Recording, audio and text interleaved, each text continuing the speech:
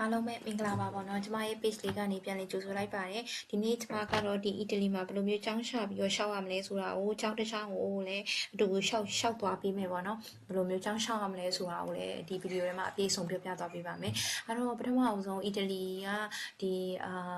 bachelor program နဲ့ master program တွေကိုဘယ်လိုရှာလဲဆိုတော့ဒီ University Italy ကနေရှာပါတယ်University Italy မှာဆို information တွေအကုန်ရှိရပေါ့နော်အီတလီနိုင်ငံရဲ့higher education system နဲ့ပတ်သက်ပြီးတော့ကြတော့၎င်းဒီမှာ scholarship နဲ့ benefit တွေအကြောင်းတော့၎င်းဒီနိုင်ငံမှာဘယ်လိုမျိုးနေထိုင်ရလဲသူရဲ့ culture တွေရော international program တွေရောဘယ်လိုရှိလဲဆိုတော့အကုန်လုံးတနေရာထဲမှာပြည့်ပြည့်စုံစုံရှာဖွေလို့ရတဲ့နေရာတနေရာလေးဖြစ်ပါတယ်အဲ့တော့ဒီထဲမှာဆိုလို့ရှိရင်ရှာဖို့ရှာနည်းကိုကျွန်မပြပြသွားပေးပါမယ်ဒီမှာဆိုလို့ရှိရင်ကိုတက်ချင်တဲ့ဘာသာရပ်ကိုရွေးပြီးရအခါမှာဒီမှာဆိုလို့ရှိရင်အကွေကချအောင်နှိပ်လိုက်ရုံပဲပြီးသွားတယ်ဆိုလို့ရှိရင်ကျွန်မတို့ကဒီမှာဆိုလို့ရှိရင် random order အနေနဲ့သွားမှာလားဒါမှမဟုတ်လို့ရှိရင်လည်း alphabet အနေနဲ့သွားမှာလားပေါ့နော်ပြီးတော့ဒီ first level ဆိုတာဒါ bachelor ပေါ့နော် second level ကတော့ master ပါcycle single cycle ဆိုတာက bachelor နဲ့ master ပေါင်းထားတဲ့ program တွေပါဒီမှာဆိုလို့ရှိရင်ကိုကအင်္ဂလိပ်လိုသင်တဲ့ဟာကိုရွေးမှာလားအီတလီလိုသင်တဲ့ဟာကိုရွေးမှာလားအခုလောလောဆယ်admission ဖွင့်နေတဲ့ program တွေကဘာတွေလဲပေါ့နော်ဘာတွေလဲဆိုတာကိုနှိပ်ပြီးသွားရဲဆိုလို့ရှိရင်เนาะ set မှာရှာလို့ရပါပြီဒီမှာဆိုလို့ရှိရင်ကျွန်မက agriculture ကိုနှိပ်ထားတဲ့အတွက် agriculture နဲ့ပတ်သက်တဲ့ program တွေအများကြီးပေါ့နော်ထွက်လာတာအဲ့တော့ကြတော့ဒီတရားမှာကျွန်မကprogram တစ်ခုကိုရှာပြီးတော့ရှောက်သွားမယ်ပေါ့နော်ဘိုလိုညာတက္ကသိုလ်ကprogram တစ်ခုကိုရှာပြီးရှောက်သွားမယ်ပေါ့နော်ဒီတက္ကသိုလ်ကဘာဖြစ်လို့ဒီတက္ကသိုလ်ရွေးရလဲဆိုတော့ဒီတက္ကသိုလ်က application fee သွင်းစရာမလိုပါဘူးမီလန်တို့ Florence တို့တခြားတက္ကသိုလ်တွေဆိုရှင်ပေါ့နော် program တစ်ခုရှောက်တာနဲ့ application fee euro 20ကနေပြီးတော့ကြတော့30 40ထိသွင်းရပါတယ်အဲ့တော့ဒီမှာဆိုလို့ရှိရင် program တစ်ခုပေါ့နော်ဒီမှာဆိုသူ assistant လည်းပါသေးရပါတော့ကိုမသိရအရှင် assistant ကိုလည်းမေးလို့ရပါတယ်အဲ့တော့ဒီမှာဆိုလို့ရှိရင်ကိုကသူပြောပြထားတာဒီအင်္ဂလိပ်လိုသင်ရမယ်အင်္ဂလိပ် instruction နဲ့သင်ရမယ်အင်္ဂလိပ်လိုစကားပြောမယ် program က2နှစ်ဖြစ်တယ် location ကဒီတက္ကသိုလ်မှာပေါ့နော်အဲ့တော့ visit the code ကိုတစ်ချက်လောက်သွားကြည့်ရအောင်ဒီမှာဆိုလို့ရှိရင်သူကဒီတက္ကသိုလ်ရဲ့ website ထဲကိုတန်းရောက်သွားတယ်ပေါ့နော်တက္ကသိုလ်ရဲ့ဒီ program website ထဲကိုတန်းရောက်သွားပါတယ်အဲ့တော့ကျတော့ရှေ့ထူးထူးပေါ့နော်ကိုကတက္ကသိုလ်ကြီးလည်းရှာစရာမလိုတော့တက္ကသိုလ်တွေကမှာပဲ program တွေကဘာတွေရှိလဲဆိုတော့တက္ကသိုလ် website ထဲကိုသွားရှာစရာမလိုတော့ဘူးပေါ့နော် University Italy မှာရှာလိုက်ရုံနဲ့ဒီတက္ကသိုလ် website ထဲကဒီ program website တွေကိုတန်းရောက်သွားမှာဆိုတော့အချိန်ကုန်လည်းအရင်တက်တာပါတယ်အဲ့တော့ဒီမှာဆိုလို့ရှိရင်သူက program တွေမှာဒီ program မှာပေါ့နော်ဘာတွေသင်ရမလဲ curriculum တွေကဘာတွေလဲပြီးတော့ကျတော့စာမှုပွဲတွေကဘယ်လိုတွေဖြေရမှာလဲ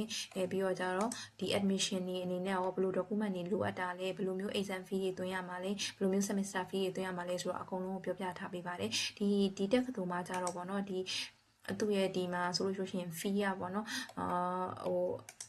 ပေးရမယ့်အမောင်ကသူကတယောက်နဲ့တယောက်မတူဘူးပေါ့နော်သူက minimum fee က159 euro ပဲသွင်းရတယ်ပေါ့နော်အကယ်၍ကိုကဒါACO lower income certificate နဲ့ပေါ့နော်ACO scholarship ရတယ်ဆိုလို့ရှိရင်တစ်နှစ်လုံးမှာ159 euro ပဲကျမှာပါအဲ့ဆိုလို့ရှိရင်ဂျာမနီနဲ့မတူဝချာတာဖြစ်သွားတယ်ပေါ့နော်ဂျာမနီမှာဆို tuition fee မသွင်းရဘူး semester fee က90ကနေပြီးတော့300နီးပါးသွင်းရတယ်ဆိုတော့ကျတော့ဒီအီတလီမှာဆိုလို့ရှိရင်ဂျာမနီတက်အောင်ပိုတက်တာသေးရပေါ့နော်ကျောင်းစရိတ်ကပေါ့နော်အဲ့တော့ဒီထဲမှာအကုန်လုံးဝင်ပြီးတော့ကြတော့ကိုဟာနဲ့ကိုရှာဖွေပြီးတော့ဖတ်လို့ရတယ်ပေါ့နော်ဒီမှာဆိုလို့ရှိရင် opportunity တွေအနေနဲ့ကြောင်းပြီးသွားရင်ဘယ်လိုမျိုးအလုပ်တွေရမှာလဲပြီးတော့ contact အရာပေါ့နော် coordinator နဲ့ coordinator ရဲ့ contact list တွေရောအကုန်လုံးရှိပါတယ်အဲ့တော့ကျွန်မကဒီ program လေးကိုဘယ်လိုမျိုးရှောက်ရမလဲဆိုတာကိုပြောပြသွားပေးပါမယ်ဒီမှာဆိုလို့ရှိရင်ဒီ program enrollment requirements deadline and method ဆိုတဲ့ထဲကိုဝင်လိုက်ပါမယ်ဒီထဲကိုဝင်ပြီးသွားရဲဆိုလို့ရှိရင်သူကအကုန်လုံးပြောပြထားပြီးရပေါ့နော်ဒီမှာ English certificate နဲ့ပတ်သက်ပြီးတော့ language certificate ဘယ်လိုတွေတောင်းထားလဲပေါ့နော် IELTS ဆိုလို့ရှိရင် 5.5 ကနေစပြီးရှောက်လို့ရတယ်ပေါ့နော်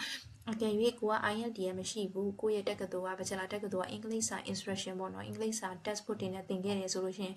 ကိုရဲ့အဲ့ဒီ bachelor တက္ကသိုလ်က recommendation နဲ့လည်းရှောက်ထားလို့ရတယ်ပေါ့နော် program တချို့ program တော်များများပေါ့နော်ဒါမှမဟုတ်လို့ရှိရင်ကိုက English စာ ISP ကလည်းခက်ခဲရှိရဲဆိုလို့ရှိရင်တော့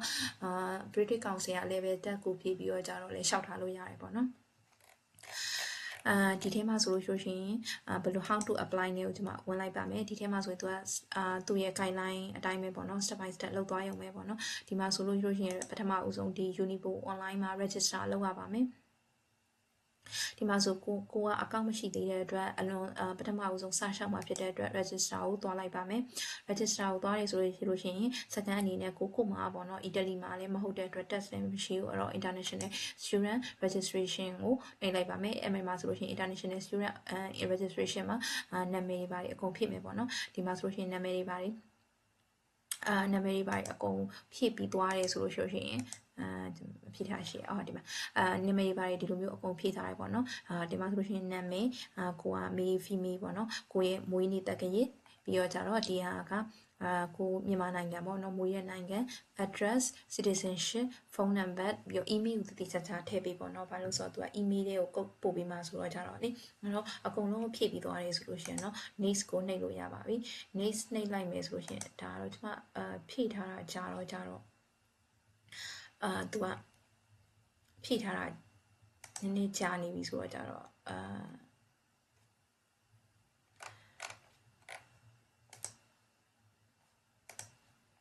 villain ဖြစ်သွားတာပေါ့နော်အဲ့တော့စိတ်မပူပါနဲ့အဲ့လိုမျိုးနှိပ်လိုက်တဲ့အခါမှာသူကပထမအဆုံး email ပထမအဆုံး email စင်အနေနဲ့ပေါ့နော်ဒီကုတ်တောင်းပါတယ်ဒီကုတ်လေးကိုဖြည့်ပြီးသွားတယ်ဆိုလို့ရှိရင် submit နှိပ်လိုက်ပြီပေါ့နော် submit နှိပ်ပြီးသွားတယ်ဆိုလို့ရှိရင်တော့သူကဒုတိယ email အနေနဲ့ဒီလိုမျိုး account လေးရပါပြီအဲ့တော့ကျတော့ဒီလိုမျိုး account လေးရပြီပေါ့နော်ဒီလိုမျိုး register ခုနကတော့ register successfully ဖြစ်သွားတယ်ဒီလိုမျိုး account လေးရပြီဆိုလို့ရှိရင်ကိုကကိုယ့်ရဲ့ဒီ account email လေးနဲ့ပေါ့နော်ခုနကတော့ login နေရာမှာပြန်ဝင်ပြီးတော့ password change လို့ရတယ်ပေါ့နော် password လည်း change လို့ရတယ် email လည်းစသုံးလို့ရပြီပေါ့နော်university ကိုစလျှောက်တာနေပဲနဲ့ university email တန်းရပြီပေါ့နော်ဒီ email တန်းရပြီးတော့ကြတော့ဒီ password လည်းဝင် change လို့ရတယ်ပေါ့နော်ဒီ password လေးနဲ့ဒီလိုမျိုးရပြီဆိုလို့ရှိရင်ကိုက password change ပြီးသွားပြီဆိုလို့ရှိရင်ခုနကတော့ကျမတို့ဒီ enrollment လောက်ထားတဲ့ဒီ page တွေကိုပဲပြန်လာပြီးတော့ကြတော့ရှောက်လို့ရပါပြီခုနကတော့register လုပ်တဲ့ page မှာသွားပြီး login မဝင်နဲ့ပေါ့နော် register လုပ်တဲ့ page မှာသွားပြီး login ဝင်လို့လည်းရတယ် register လုပ်တဲ့ page မှာ login ဝင်ပြီးတော့ password change ပြီးသွားပြီဆိုလို့ရှိရင်ဒီ website ထဲကိုပြန်လာပြီးတော့ကြတော့ဒီ link လေးကိုပေါ့နော်ဒီ link လေးကနေမှ login နေရာကိုပြန်ဝင်လာပေါ့နော်ဒါကျွန်မခုနကတော့ဝင်ထားတဲ့အတွက်တန်းရောက်သွားတာပေါ့နော်ဒီမှာဆိုလို့ရှိရင်ကျွန်မခုနကတော့စမ်းကြည့်တာ application cancel ပေါ့နော်ဒီမှာဆိုပထမအဆုံးတွေ့ရမှာဒီ status ကြီးကိုလုံးဝတွေ့ရမှာမဟုတ်ဘူးပေါ့နော်ပထမအဆုံးဒီမှာဒီလိုလေးယောက်စပြီးတော့တွေ့ရမယ်ပေါ့နော်ဒီလိုလေးယောက်စပြီးတွေ့ရပြီဆိုလို့ရှိရင် admission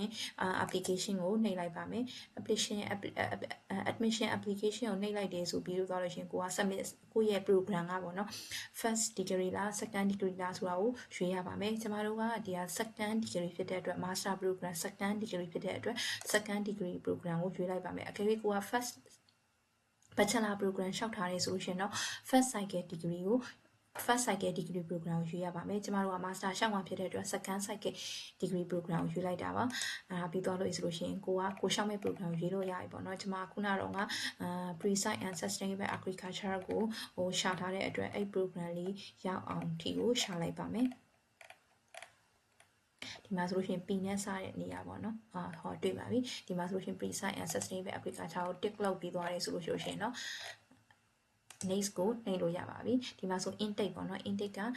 second intake ပါဒီမှာဆိုလို့ရှိရင် intake က second intake နဲ့ fourth intake ပဲရွေးလို့ရတယ်ပေါ့နော်ဒီမှာတော့ကိုယ့်ရဲ့ကျွန်မအခု deadline ကအခုက April လဖြစ်တဲ့အတွက်ဒီ second intake ကိုမိပြီးတဲ့အတွက် second intake ကိုပဲ tick လုပ်လိုက်တာပါ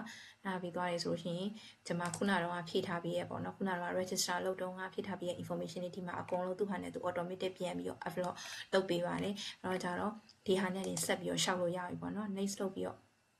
ဒီမှာဆိုလို့ရှိရင်ကိုကကြောင်းတက်နေတော့လားကိုကြောင်းကဥမာကိုကြောင်းကမြန်မာနိုင်ငံမှာပဲကြောင်းပြီးထားလားဒါမှမဟုတ်လို့ဆိုရှင်မြန်မာတခြားနိုင်ငံကြောင်းပြီးထားလားပေါ့နော်ကိုရဲ့တက္ကသိုလ်တွေကဘယ်လိုလဲပေါ့နော်ဒီမှာဆိုလို့ရှိရင်ကျွန်မbachelor တက္ကသိုလ်အကြောင်းကိုဖြည့်ပေးလိုက်မယ်ပေါ့နော်ဒီမှာဆိုလို့ရှိရင်သူ့ရဲ့ address တွေပါတယ်ပေါ့နော်ဒီမှာဆိုလို့ရှိရင်address ရေးပြီးတော့ကိုကတော့ဘွဲမရသေးဘူးဆိုလို့ရှိရင်တော့ပေါ့နော်ဘွဲမရသေးဘူးဆိုလို့ရှိရင်ဒီမှာ I will graduate the dates ကိုနှိပ်လို့ရတယ်ဘွဲရပြီးသွားတယ်ဆိုရှင်တော့ဘယ်နေ့မှာဘွဲရခဲ့တယ်ပါတယ်အကုန်လုံးကိုရေးပေးရမှာပေါ့နော်ဘွဲမရသေးဘူးဆိုလို့ရှိရင်လည်းဒီ program ရှောက်ထားလို့ရတယ်ပေါ့နော်ဥပမာနောက်ဆုံးနှစ်တို့ပါလို့ဆိုလို့ရှိရင်လည်းဒီ program ရှောက်ထားလို့ရတယ်ပေါ့နော် အဲ့တော့ဒီမှာဆိုလို့ရှိရင်သူကကိုက EU မှာနေနေတဲ့လူလား EU မဟုတ်တဲ့လူလား EU မှာနေ EU ရဲ့ outside ဖြစ်ပြီးတော့ကျတော့ visa ရဖို့ admission ရဖို့ပေါ့နော်အရန်ကိုဖတ်ခဲတဲ့ data လားဒါမှမဟုတ်လို့ရှိရင်ကိုကတရုတ်လူမျိုးလားအဲ့လိုမျိုးရွေးရပါမယ်ကျမကတော့ဒီ second လေးပဲရွေးလိုက်ပဲပေါ့နော်မြန်မာနိုင်ငံကလူတွေအကုန်လုံးဒီ second ကိုရွေးလို့ရတယ်ပေါ့နော်ဘာလို့ဆိုတော့ကျမတို့ကအရန်ကြီး visa sensitive ဖြစ်နေတဲ့နိုင်ငံတွေမှာလည်းမပါဘူးလောလောဆယ်မြန်မာအီတလီမှာလည်းနေရမဟုတ်တဲ့အတွက်ဒီ second ကိုရွေးလိုက်ခြင်းဖြစ်ပါတယ်ဒါပြီးသွားတယ်ဆိုလို့ရှိရင်ဒီမှာဆိုလို့ရှိရင်ဒီဟာတွေအကုန်လုံးကျမတို့ခုနကတော့ရေးပေးထားတဲ့ဟာတွေအကုန်လုံးဒီမှာအကုန်လုံးပြတ်ပေါ်မယ်ပေါ့နော် ID ကတ်မှာဆိုလို့ရှိရင်ကိုယ့်ရဲ့ ID number ကိုထည့်ပြီးသွားတယ်ဆိုလို့ရှိရင် expire date ပေါ့နော်ဘယ်ရက်ပဲလာမှာ expire ဖြစ်မယ်ဆိုတာလေးကိုထည့်ပြီးသွားရင် confirm နှိပ်ပြီးလိုက်တယ်ဆိုလို့ရှိရင်ဒါ program ရှောက်ပြီးသားဖြစ်သွားပါပြီ။ဘာတွေလိုလဲဆိုတော့ကြတော့အဲ့ program information တွေဒီမှာ attach မှာပေါ့နော်။ဒီ attach မှာဆိုလို့ရှိရင်ဒီမှာဆိုလို့ရှိရင်သူပြထားတဲ့ document list တွေကို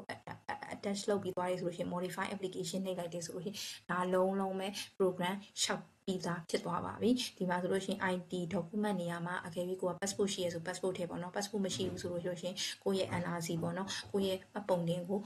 notary ပြန်ပြီးတော့ထည့်ပေါ့နော်ပြီးလို့ရှိရင် transcript ပေါ့နော်ကိုယ့်ရဲ့အမှတ်စင်းပေါ့နော် bachelor အမှတ်စင်းထည့်မယ်အင်္ဂလိပ်စာ certificate ကကျွန်မခုနကတော့ပြောထားပြီးသလိုပဲကို့မှာ IELTS ရမရှိဘူးဆိုလို့ရှိရင်လည်း British Council level test တို့ကိုယ့်ရဲ့ bachelor ကျောင်းက recommendation တို့ပြီးတော့ကြတော့ recommendation တို့ကိုလည်းထည့်လို့ပေးလို့ရတယ်ပေါ့နော်ဒီမှာဆိုလို့ရှိရင် curriculum ပေါ့နော်curriculum CV ပေါ့နော် CV file ကြားလို့ရှင်တော့ကျွန်မက Europass ကိုပို့ပြီးတော့ကြာ recommend ပေးရပေါ့နော်Europass နဲ့ပြင်တော့ပို့အဆင်ပြေရပေါ့နော်ဒီမှာ reference letter ကတော့ recommendation letter ပေါ့နော်ဒါပေမဲ့အဲ့ဒါ necessary တော့မဟုတ်ဘူးဒါပေမဲ့reference letter လေးကိုထည့်ပြီးရင်တော့ပိုကောင်းတယ်ပေါ့နော်bachelor တက်ကတူကဆရာမတယောက်ရဲ့ recommendation letter ပေါ့နော်တချို့ program တွေကြားလို့ရှိရင်အဲ့ဒီ requirement ကိုတေချာဖတ်ပေါ့နော် requirement နဲ့မှာတေချာရေးပေးထားရပေါ့နော်တချို့ program တွေဆိုလို့ရှိရင်ကိုက bachelor မှာပဲ subject တွေသင်ခဲ့ရတယ်အဲ့တော့ master မှာဆိုလို့ရှိရင်ကိုရွေးထားတဲ့ master subject တွေက bachelor တက်ကတူတော့ subject တွေနဲ့ကိုက်ညီပါတယ်ဆိုတဲ့အကြောင်းရေးပေးရတဲ့ letter တွေရှိရပေါ့နော်အဲ့ဒါကို reference letter လို့ခေါ်ရပေါ့နော်ဒါကတော့ကိုက application မလုပ်ခင်ကိုယ့်ရဲ့ program လင်းထဲမှာတည်တည်ချာဖတ်ထားပေါ့နော်တည်တည်ချာဖတ်ထားပြီးတော့ကြတော့လိုအပ်တဲ့ document တွေအကုန်လုံး upload ဆွဲပေးလိုက်ရုံပဲပေါ့နော်သူကအကွာနဲ့ပေါ့နော်ဘယ်လိုပြောမလဲ PDF နဲ့ download ဆွဲပေးရ upload ဆွဲပေးရမှာပါအဲ့တော့ကျွန်မဒီမှာဆိုလို့ရှိရင